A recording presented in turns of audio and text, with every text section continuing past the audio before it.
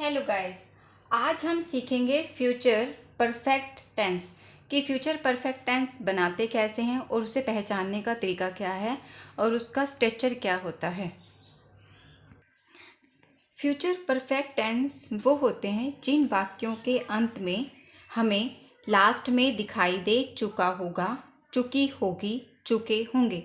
यानी कहने का मतलब है कि जैसे हम कहते हैं कि हम मेरे जाने से पहले वो काम हो चुका होगा, मेरे जाने से पहले राम जा चुका होगा, मतलब मेरे जाने से पहले वो काम पर्टिकुलर हो चुका होगा। इसे बनाने का स्ट्रक्चर बहुत ही ज़्यादा आसान है। इसे बनाने के लिए सिर्फ आपको सब्जेक्ट चाहिए, सब्जेक्ट के साथ आपको विल हैव के बाद आपको वर्ब की थर्ड फॉर्म।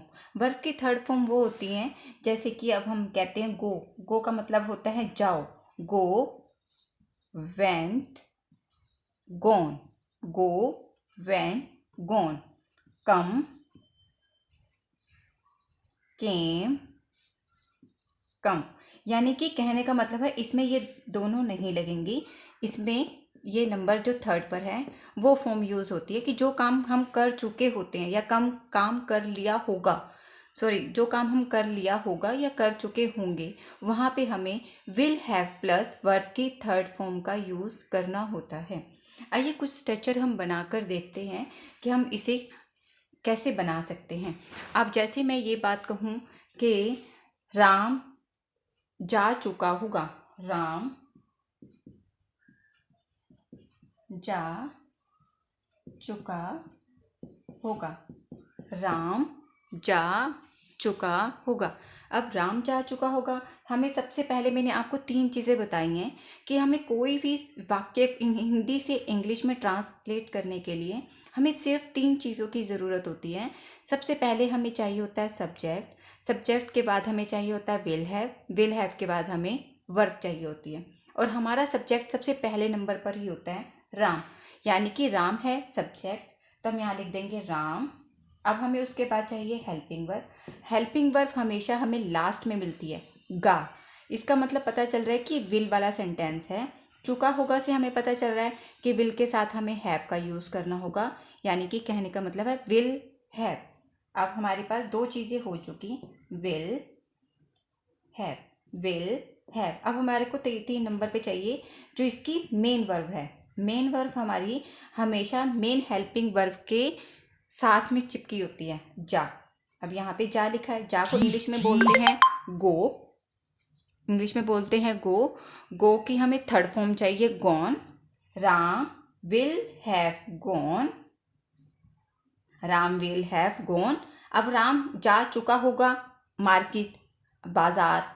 अब मैं इसके साथ बाजार लिख देते हैं कि वह राम बाजार जा चुका होगा। तो अब इसके साथ हम लिख देते हैं Ram will have gone to market. मैंने एक वीडियो में पहले भी आपको बताया था कि ये टू हमें क्यों लगाना होता है। जहाँ पे भी हमें गो लिखा होता है तो गो के साथ अगर कोई जगह का नाम हो तो उसे जोड़ने के लिए हमें उसके बीच में टू का यूज़ करना होता है, होम को छोड़ के, होम को छोड़कर इसके साथ को भी टू यूज़ नहीं होता।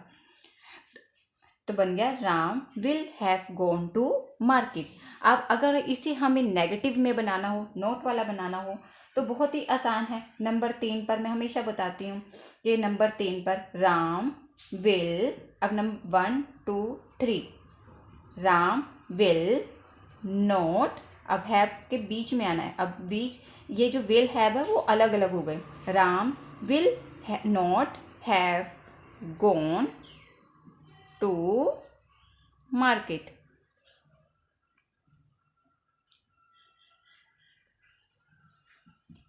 अगर इसे इंटेरोगेटिव वाला बनाना हो, इंटेरोगेटिव वाले बनाने के लिए आपको पता ही है कि जो हेल्पिंग वर्ब होती है वो हमेशा आगे आ जाती है और जो सब्जेक्ट होता है वो नंबर 2 पर चला जाता है। अब हमारा विल है, will Ram have gone to market. I hope guys कि आपको ये बात समझ आई हो कि फ्यूचर परफेक्ट टेंस बनाना बहुत ही ज़्यादा आसान है। जिस तरह से पहले हमने प्रेजेंट परफेक्ट सीखा था, उसके बाद हमने पास्ट सीखा था। प्रेजेंट में मैंने आपको कहा था कि प्रेजेंट में यहाँ पे हैव यूज़ होता है, हैव और हैज़ का यूज़ होता है। और ये है प्रेजेंट वाला। और जो पास्ट का था, पास्ट में हैड का यूज़ होता है। और जो फ्यूचर का मैं आपको बता ही चुकी हूँ, सब्जेक्ट विल हैव का यूज़ होगा इसमें, विल हैव का यूज़ होता है फ्यूचर में। आओ एक सेंटेंस हम और बनाकर देखते हैं।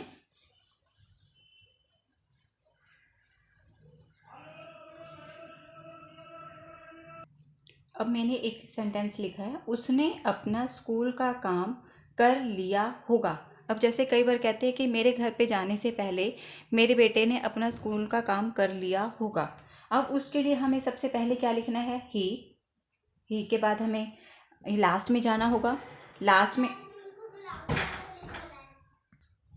ही। अब हम लास्ट में जाएंगे, हेल्पिंग वर्ब चाहिए हमें। हेल्पिंग वर्ब हमारी है विल हैव हमारा हो गया। अब उसके बाद हमें करने को इंग्लिश में बोलते हैं do did done, do did and done. यानी कि हमें यहाँ पे नंबर 3 पे हमें चाहिए, नंबर 3 पर डू डिड डन, नंबर 3 पर हमें चाहिए डन। तो आ गया ही will have done, he will have done. अब मैंने हमेशा बोला है कि हम पीछे से चलना शुरू कर देते हैं। अब ये भी हो गया हमारा, ये भी हो गया। स्कूल का काम, स्कूल के काम को बोलेंगे स्कूल होमवर्क, स्कूल होमवर्क, ही स्कूल होमवर्क। अपना काम कर लिया होगा ना, तो स्कूल, इसके बीच में हीज आना था, his home, his school homework, he will have done his school homework.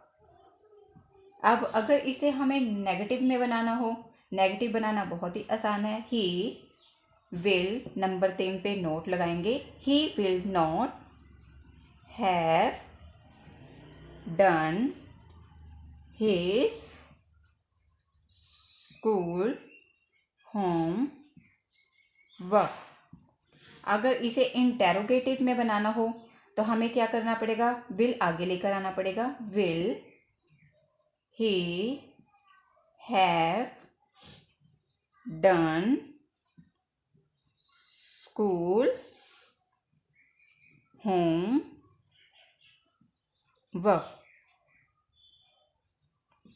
I hope guys कि मेरी बात आपको समझ आई हो। कहने का मतलब है फ्यूचर परफेक्ट टेंस बहुत ही आसान होते हैं, सिर्फ एक सोचने का ट्रिक है। परफेक्ट का मतलब ही यही होता है कि जो काम हम परफेक्टली कर चुके हैं या हमारा काम हो चुका है। परफेक्ट का मतलब ही यही होता है कि जो हमारा काम डन हो गया। तो उसमें याद रखिए कि हमेशा वर्ब की third form have plus verb की थर्ड फॉर्म का यूज़ होता है। अब सपोज हमें यूज़ करते हैं कि प्रेजेंट परफेक्ट में क्या यूज़ करेंगे, प्रेजेंट परफेक्ट में हम हैज़ और हैव यूज़ करेंगे और उसके साथ हम यूज़ करेंगे वर्ब की थर्ड फॉर्म। उसी तरह से अगर वो पास्ट का है, पास्ट का हमें अब तक तो पता ही चल चुका है कि हैड यूज़ होता है, हैड हो गया, उसके साथ वर्ब की थर्ड फॉर्म हो गई। अब उसी तरीके से फ्यूचर का है, फ्यूचर का हमें पता है कि हमें उसको दर्शाने के लिए, उसको दिखाने के लिए विल का यूज़ करना होता है। तो हमने हैव से पहले विल लगा देना है, विल हैव प्लस वर्ब की थर्ड फॉर्म। बहुत ही आसान है गाइस। आई होप कि आपको मेरी वीडियो पसंद आई हो।